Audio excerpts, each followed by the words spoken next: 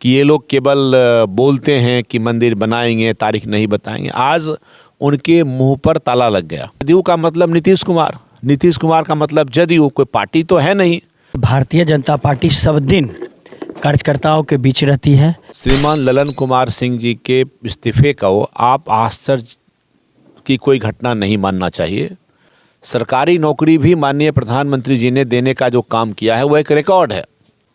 गढ़पुरा बाजार स्थित डॉक्टर अरुण सिंह के दरवाजे पर भाजपा युवा मोर्चा की बैठक की गई, जिसमें मुख्य अतिथि के रूप में पूर्व विधान पार्षद रजनीश कुमार समेत दर्जनों की संख्या में कार्यकर्ता समेत जिला अध्यक्ष एवं कई जो बड़े कार्यकर्ता थे वो मौजूद थे।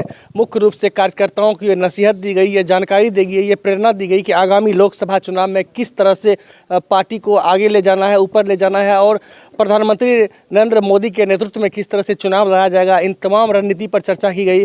रणनीति जिस तरह से आज यहाँ पर आप लोगों ने खासकर युवाओं के साथ बैठक कर विभिन्न तरह की मंत्रणा की और आगामी विधानसभा चुनाव और लोकसभा चुनाव को लेकर विभिन्न चर्चाएं की, क्या उद्देश्य है, क्या मकसद है सर? देखिए, अभी विकसित भारत संकल्प यात्रा चल रहा है और आज वह रथ कुम्हारसो पहुंचा और सुबह गढ़पुरा में था। कुम्हारसो के कार्यक्रम में मैं भाग लिया था और माननीय प्रधानमंत्री जी का जो सपना है, जो संकल्प है कि एक मजबूत और समर्थ भारत के निर्माण का, जिसके अंदर गांव समृद्ध हो, गांव के रहने वाले गरीब अंतिम पायदान पर जो परिवार है, जो बरसों से विकास से वंचित रहा, अंधकार में रहा, उसके घर में रोशनी हो, उसके घर में भी उसका भी जीवन स्तर में सुधार हो।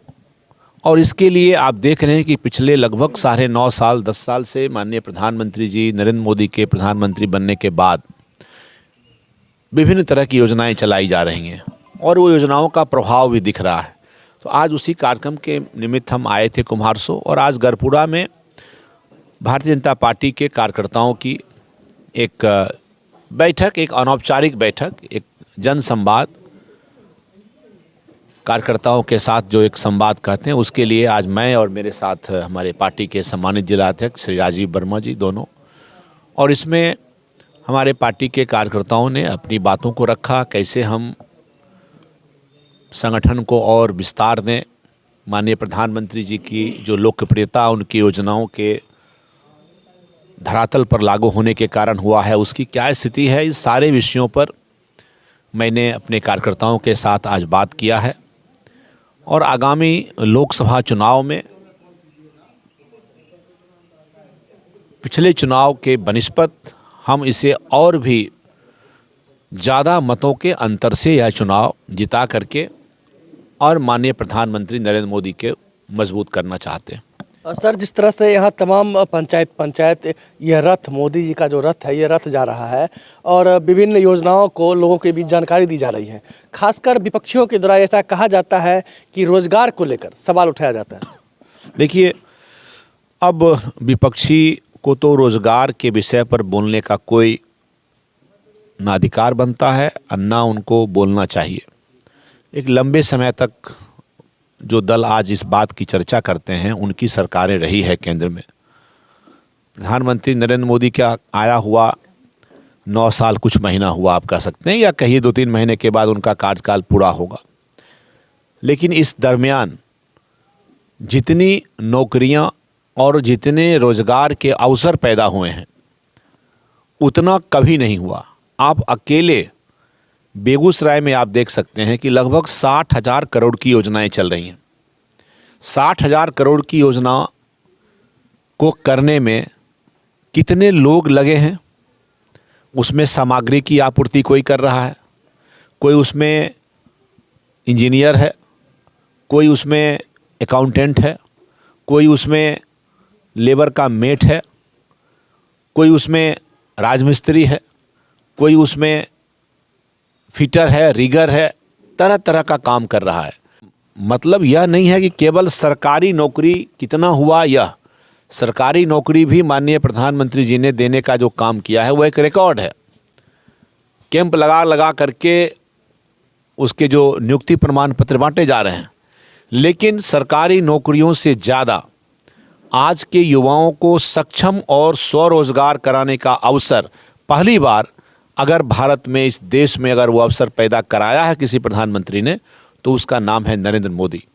और आज इतना बड़ा काम, इतना बड़ा इन्वेस्टमेंट देश में हो रहा है और युवा उसमें जुड़ रहे हैं, स्वयं के कारोबार करने के लिए उनको अवसर मिल रहा है। तो ये प्रधानमंत्री जी की सोच है कि हमारा जो युवा है वह केवल अपना रोजगार करने वाला नहीं हो, वह रोजगार स्वरोजगार के माध्यम से कई को रोजगार दे सके, ऐसा युवा बनाने का उनका सपना है। तभी भारत आत्मनिर्भर बन सकता है। सर, जिस तरह से 22 जनवरी को राम मंदिर का वहाँ पर शुभारंभ किया जाएगा और जिस तरह से प्राण प्रतिष्ठा का आयोजन किया गया है 22 जनवरी को, लगातार कहा जाता था पूर्व में कि मंदिर वहीं बनाएंगे, तारीख नहीं बताएंगे। तो ये तो स्वयं अब तो वो लोग भी कह रहे हैं। अब तो जो लोग इस बात को बोलते थे, और हम तो, हमारी पार्टी, हमारे नेता तो हमेशा से कहे कि प्रभु श्री राम का जन्म स्थान वही अयोध्या में है और वहीं है। आज वहीं मंदिर बन रहा है, आज तारीख भी सुनिश्चित है। तो ये जो लोग कहने वाले थे कि ये लोग केवल बोलते हैं कि मंदिर बनाएंगे, तारीख नहीं बताएंगे, आज उनके मुंह पर ताला लग गया और वो आज चुप्पी साधे हुए हैं, अवाक हैं कि आज देश के करोड़ों सनातन धर्मावलंबी, और मैं तो उससे बढ़ के कहूँगा कि इस देश को सांस्कृतिक पुनर्जागरण का ये अवसर है। और मोदी जैसे लोकप्रिय प्रधानमंत्री ने प्रभु श्री राम का मंदिर का निर्माण, इसके साथ साथ आप जब वाराणसी जाइए तो बनारस में काशी विश्वनाथ के कॉरिडोर का जिस तरह से जीर्णोद्धार हुआ, आप उज्जैन के महाकाल में जाइए, वहाँ जिस तरह से काम हुआ है, और इस तरह भारत के ऐसे जो सांस्कृतिक पुनर्जागरण के जितने भी केंद्र थे, उस सब को आज माननीय प्रधानमंत्री जी की नज़र में है। और प्रभु श्री राम के बारे में तो भारतीय जनता पार्टी बहुत लंबे समय से लड़ रहा था कि श्री राम केवल हिंदुओं के ही नहीं, संपूर्ण देश के आस्था का विषय है। इसलिए यह मंदिर का निर्माण का मार्ग प्रशस्त हुआ है। भारतीय जनता पार्टी के ऐसे लाखों कार्यकर्ताओं को मैं धन्यवाद और आभार व्यक्त करता हूं, जिन्होंने इसके लिए संघर्ष किया, जिन कोठारी बंधुओं ने इसके लिए बलिदान दिया अपना, ऐसे लोग जो इसके लिए बरसों से काम कर रहे थे, इस पर सबकी मनोकामना पूर्ण हो रही है।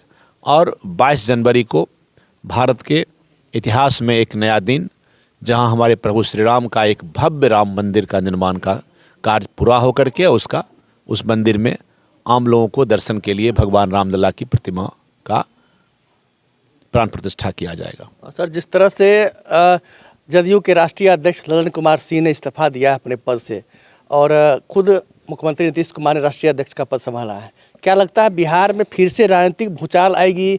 फिर से नीतीश कुमार के पलटी मार, जिसे कहा जाता है लोग कि पलटी मार है, क्या फिर से इस बीजेपी की सरकार बिहार में बनने वाली है? देखिए, इसको, ये जदयू का अपना आंतरिक मामला है, लेकिन ये बात मैं ज़रूर कहूँगा कि ये कोई आश्चर्यजनक घटना नहीं है। श्रीमान ललन कुमार सिंह जी के इस्तीफे को आप आश्चर्य की कोई घटना नहीं मानना चाहिए।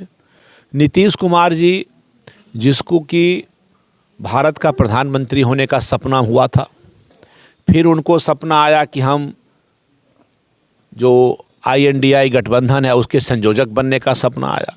अब वो सब कुछ नहीं बन पाए, तो अपनी ही पार्टी के, जिसके वो सर्वे सर्वा हैं, उसका राष्ट्रीय अध्यक्ष स्वयं बन गए। तो ये तो बराबर वो करते रहे हैं। उस बैठक में तो नीतीश कुमार का नाम खुद लालू प्रसाद यादव भी ने प्रपोजल नहीं दिया। यही तो मैं कह रहा हूँ कि जब उन्होंने देखा कि जो हमको भरोसा देकर के ले गया दिल्ली तक कि मेरा नाम प्रधानमंत्री के उम्मीदवार के रूप में, विपक्ष का उम्मीदवार के रूप में घोषित करेगा, वह नहीं हुआ, तो फिर भरोसा किए नीतीश जी अपने उस बड़े भाई पर, जिनका नाम लिए आप कि भाई चलिए प्रधानमंत्री बाद में, पहले भी आप संयोजक का घोषणा कराएंगे, वो भी संयोजक का नाम नहीं लिए। तो अब उनका पूरा आशा टूट गया, तो सोचे कुछ तो बना जाए। तो उन्होंने अपना ही पार्टी के राष्ट्रीय अध्यक्ष को इस्तीफा दिलाकर वही पद फिर अपने ले लिया। काफी नजदीक माने जाते थे मुख्यमंत्री के वो। नहीं, वो तो अभी भी नज़दीक होंगे उनके, लेकिन मुझे अब इस बात पर थोड़ा लगता है कि आगे क्या होगा ये कहना मुश्किल है। जदयू का आंतरिक मामला है, लेकिन जदयू का मतलब नीतीश कुमार का मतलब जदयू, कोई पार्टी तो है नहीं। सब कुछ उनको अपने जेबी में है। एक जेबी से राष्ट्रीय अध्यक्ष किसी को निकाल के बनाते हैं, दूसरी जेबी से रख लेते हैं, कभी मुख्यमंत्री बना देते हैं, कभी उसका इस्तीफा मांग लेते हैं, कभी राष्ट्रीय अध्यक्ष किसी को बना देते हैं, फिर उसको हटा देते हैं। तो इस तरह से तो ये नीतीश कुमार करते रहे हैं। तो चलिए, वो विपक्ष के प्रधानमंत्री के उम्मीदवार नहीं बन पाए, वो INDI गठबंधन के संयोजक नहीं बन पाए, अपने ही दल के राष्ट्रीय अध्यक्ष बने हैं, इसके लिए मैं उनको बधाई देता हूँ। चलिए, मेरे साथ बीजेपी के जिला अध्यक्ष राजीव वर्मा हैं। राजीव, जिस तरह से आप लोग पंचायत जा रहे हैं, खासकर अभी गढ़पुरा प्रखंड के विभिन्न पंचायतों में इस तरह की बातें देखी जाती है, क्या लगता है कि आगामी लोकसभा चुनाव है, इस लोकसभा चुनाव में इस प्रधानमंत्री की विभिन्न योजनाओं को लेकर आप प्रचार प्रसार जाते हैं, लोगों को जानकारी देते हैं, कहाँ तक इस बार के लोकसभा चुनाव में आप लोग मजबूती के साथ आ रहे हैं? देखिए, भारतीय जनता पार्टी सब दिन कार्यकर्ताओं के बीच रहती है, कार्यकर्ताओं जनता के बीच रहती है, सब दिन काम करती है। लेकिन अभी जो मोदी जी का विकास का जो रथ आया है, जिसको हम मोदी जी की गारंटी वाली रथ कहते हैं, इसके माध्यम से हम जनता के बीच में ये बताते हैं कि जो मोदी जी आपको दिए हैं, आप इसको फिर से जागरूक देखिए कहाँ आप छूट गए हैं। हमारे कार्यकर्ता को बताइए, जो छूटा हुआ चीज़ को हम आपसे जोड़ सकें, जो आपकी जो पूर्ति है उसको हम कर सकें, और आगामी में हम जीतेंगे, लोकसभा जीतेंगे, भारी बहुमत से जीतेंगे। इससे ज़्यादा अभी जीते उससे ज़्यादा बहुमत से जीतेंगे। बिल्कुल, बीजेपी के कार्यकर्ता समेत जो अधिकारी हैं वो गांव-गांव जाकर, पंचायत जाकर जानकारी देते हैं कि प्रधानमंत्री के द्वारा जो योजना चलाई जा रही है, इसकी जानकारी लोगों को देते हैं, और सीधा तौर पर आगामी लोकसभा चुनाव में फिर से मोदी को प्रधानमंत्री के रूप में देखना चाहते हैं। इसीलिए तमाम लोगों से जाकर उनके द्वारा चलाए गए योजना के बारे में उन्हें जानकारी देते हैं।